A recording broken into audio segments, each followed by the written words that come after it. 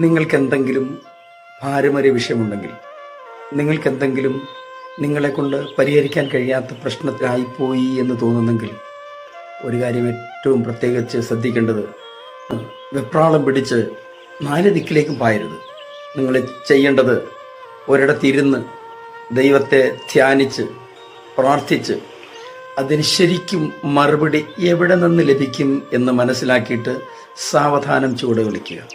അങ്ങനെയാണെങ്കിൽ നിങ്ങൾ എത്തേണ്ട സ്ഥാനത്തെത്തും, പരിഹാരം ലഭിക്കുകയും ചെയ്യും. തീർച്ചയായിട്ടും അതേക്കുറിച്ചൊരു ചെറിയ ചിന്ത നിങ്ങളുമായിട്ട് പങ്കുവെക്കട്ടെ.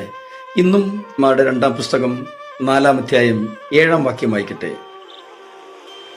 അവൾ ചെന്ന് ദൈവപുരുഷനോട് വസ്തുത അറിയിച്ചു. നീ പോയി എണ്ണ വിറ്റ് കടം വീട്ടി ശേഷിപ്പുകൊണ്ട് നീയും മക്കളും ഉപജീവനം കഴിച്ചുകൊള്ളുക എന്ന് പറഞ്ഞു. ഈശോയുടെ അടുക്കൽ തൻ്റെ ശിഷ്യന്മാരുടെ ഭാര്യമാരൊരാൾ അതെന്ന് ഒരു സഹായത്തിന് അഭ്യർത്ഥന നടത്തുകയാണ്.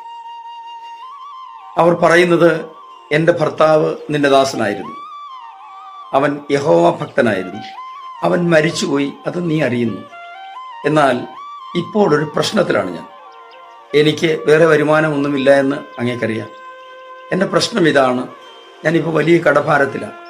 കടം വീട്ടാൻ യാതൊരു മാർഗവും എൻ്റെ പക്കലില്ല. തന്നെയുമല്ല, എൻ്റെ മക്കളെ കടക്കാർ പിടിച്ചു കെട്ടിക്കൊണ്ടു പോകാൻ ഭാവിക്കുന്നു.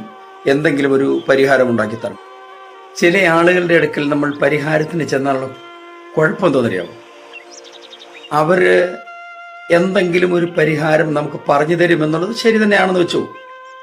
എന്നാൽ നമ്മുടെ ശേഷിപ്പുള്ള കാലം മുഴുവൻ ഇടയ്ക്കിടെ അവരെ ചെന്ന് കാണത്തക്ക നിലകളിലുള്ള എന്തെങ്കിലും ഒരു കാര്യം അവരിതിനിടയ്ക്ക് ഒപ്പിച്ചു വെക്കും.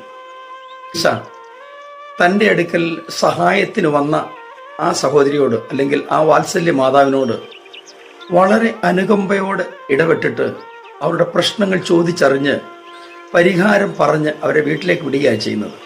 നോക്കണേ, നമ്മുടെ പ്രശ്നത്തിന് യേശു കർത്താവിൻ്റെ അടുക്കൽ ഒരു ശാശ്വത പരിഹാരമുണ്ട് എന്ന് വിശ്വസിച്ചുകൊണ്ട് ഇന്ന് നിങ്ങൾ ഈ സന്ദേശം കേട്ടിട്ട് പ്രാർത്ഥിക്കൂ. തീർച്ചയായിട്ടും ദൈവം നിങ്ങളെ സഹായിക്കും.